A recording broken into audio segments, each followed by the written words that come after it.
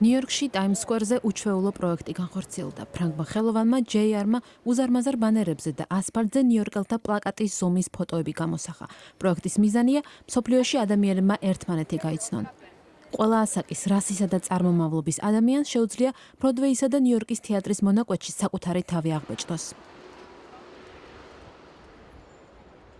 ეს არის იმის განაცხადი, რომ მსოფლიოში სხვადასხვა ტიპის ადამიანი ცხოვრობს. თითოეული ადამიანი ემოციას და უნიკალურ გრძნობას გამოხატავს, ჩემი აზრით ეს მშვენიერია. პროექტის სახელწოდებაა ნიუ-იორკი ყველა კუთხიდან. ფოტოსესიისთვის სპეციალურად მომზადებულ მანქანასთან ხალხი შეიკრიბა და სურათის გადაღებას ელის. გადაღებული სურათი პლაკატის ზომის ფოტოქაღალდზე იბეჭდება. მათ შეუძლიათ სურათი ასფალტზე დააფიქსირონ ან სახლში წაიყონ. JR წარმოშობით ფრანგია.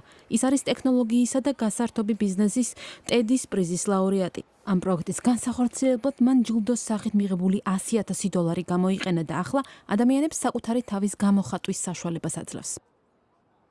ვიფიქრე ყველაფერს თავდაპირველად დავაყენებდი. მოდი მივცემ ადამიანებს საშუალებას თავად გააკეთონ ფოტოები. იმ შემთხვევაში თუ არ იციან როგორ დაბეჭდონ მივეხმარები. მათ აქვთ მატერიალური შესაძლებლობა, მაგრამ მე მსურს რომ მათ გამოხატონ თავიანთი გზავნილი. ძალიან მომწონს მათთან გასაუბრება. მთავარი არაა ფოტო კარგია თუ ცუდი. მთავარია მთლიანად პროცესი. ხალხი იცის რიგში ერთმანეთთან ბაასობენ.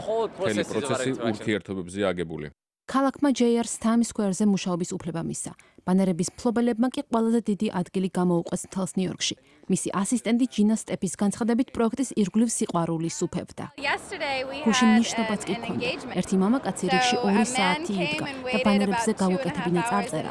სარა მიყვარხარ, გამომყვები ცოლად? წარწერის ქვეშ 2 უჯრა გააკეთა. ერთის თავზე კი ეწერა, მეორეზე არა. დაბეჭდილი პოსტერი მან საყვარელ ქალბატონს გადააწოდა.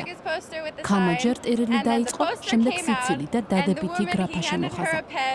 And she started crying and laughing and then she checked yes and they got engaged here. როგორც ერთ-ერთმა ნიუ-იორკელმა აღნიშნა, JR არის კურატორი მუზეუმისა, რომელსაც სახელად სოფლიო ქვია. ანა კალანდაძე, ამერიკის ხმა, ვაშინგტონი.